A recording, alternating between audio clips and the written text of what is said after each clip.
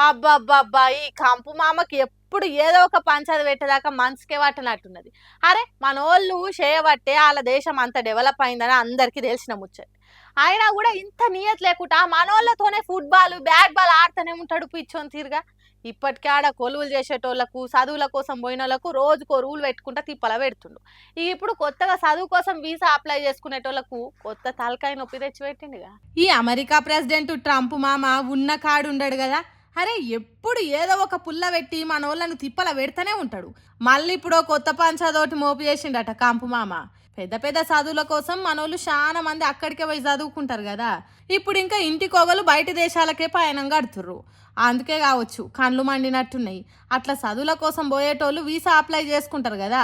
ఇప్పుడు ఆ వీసా ఇంటర్వ్యూలను ఇంకింత కఠినంగా చేస్తారట. కొత్త కొత్త రూల్స్ పెడతారట. అంతేకాదు ఆ వీసా రావాలనంటే కొన్ని క్లాసులు అటెండ్ కావాలన్నట.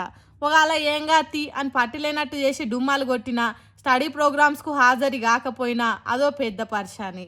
ఇప్పట్లో వీసా రావాలంటే సంవత్సరాలకు సంవత్సరాలే టైం పడుతుందట. వాళ్ళు పెట్టిన రూల్స్ ఒక్కటి పాటియకపోయినా మొత్తానికే వీసా రద్దు చేసి పురాగా అమెరికాకు రాకుండా అనర్హులుగా ప్రకటిస్తామంటుండు. ఇప్పటికైతే ఈ కొత్త రూల్స్ తయారు చేయడానికే కొన్ని వద్దులు టైం పడుతుందని వీసా ఇంటర్వ్యూలకు బ్రేక్ వేసిర్రు.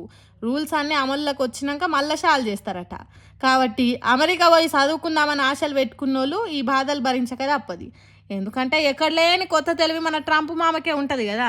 ఏం చేస్తారు పాటూరిగా.